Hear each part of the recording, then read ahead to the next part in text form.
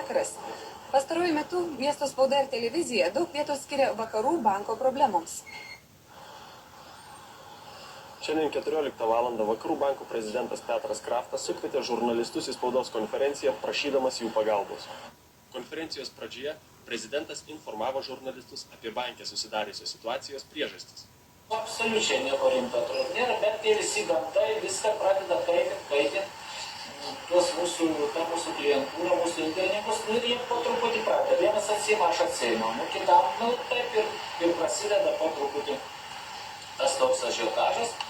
O paskui jau, kada pamatau, kad banko salėje daug žmonių, kurie nori atsimti, tai visi, kas pro šalia, pamato, tai jau ir puolė. Tai tokia panika prasideda. Situacija, kalbėjo Petras Kraftas, sudėtinga, bet nebeviltiška.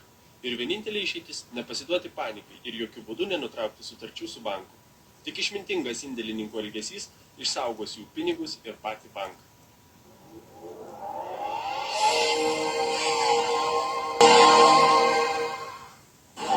Prie nekilnojamo turto agentūros Realija būriuojasi žmonės. Dėl kokios priežasties jie čia susibūrė, bandysime ir išsiaiškinti. Anot publikacijos Klaipėdoje nekilnojamojo turto agentūra Realija ties bankroto riba. Ką mano žmonės? Kas čia vyksta, ponia? Aš nieko nenoriu nesakyti, neaiškinti. O kodėl? Nenoriu paprasčiausiai. Ir nereikime čia filmuoti. O kaip mano vadovas? Jūs matote, yra sunkumai, sukamės, tvarkomės, dirbam, vienu žodžiu, aš manau, kad mes įsisuksim ir bus laikinos problemos, kurias mes tikrai spręsim. Bet jūs teigiate, kad viskas bus gerai? Teikimės, kad jis įspręs. Visas klausimas įspręs. Visi žmonės pinigus gaus, tai tikrai.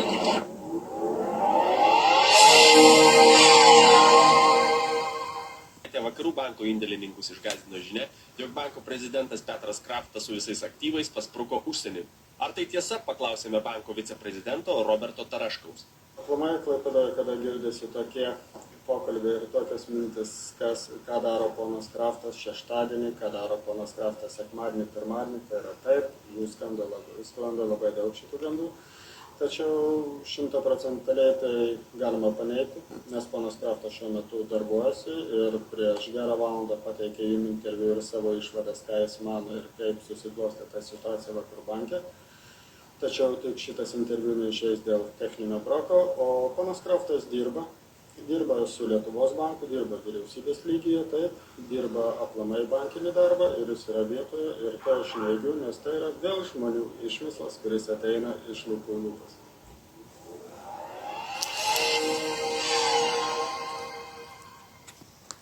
Nuo rugpjūčio pirmosios atpigus įvažiavimo mokesčių į Neringą, Smiltynės perkėlai padaugėjo darbų. Savo ruožtų padidėjo ir pajamos. Pasak perkėlos direktoriaus Valerijaus Kuznecovo, jei Liepos mėnesį perkėlos kasą įplaukė 400 000 litų, tai vien per pusę rugpjūčio surinkti 250 000. Tai galima modernizuoti perkėlos darbą. Nuo spalio mėnesio automobilio vairuotojui, norinčiam persikelti į Kuršių neriją, net perkant bilietą nebereiks išlipti iš automobilio, kaip lig šiol būdavo. O kol kas viskas teka sena vaga. Mariomis plaukioja laivai, krante lūkurioja automobiliai, o tarp jų šmirinėja berniukščių gauja. Pasidomėjome, kas jie tokie ir ką čia veikia. Prekiaujame rūkytą žuvimi. Aš darau biznį, taip. Aš paėmiau mašiną, atvažiavau, sakau, jums reikia bilieto, ir sako, reikia. Jis man duoda pinigus, vairuotas, aš nubėgu į kasą, pirku ir man už nubėgimą duoda pinigus. Labai geras gyvenimas. Tik daug tų, kaip sakom, visokiausių žinių. Reikėta. O reketas tai kas? Ateina, pinigus paima. Praeina kartais po 20 štukų ir už kojų, kai paims, sako, į zalyvą, tai mes arba daug pinigus. O ką darysit, kai prasidės mokslo metai? Pamokslas.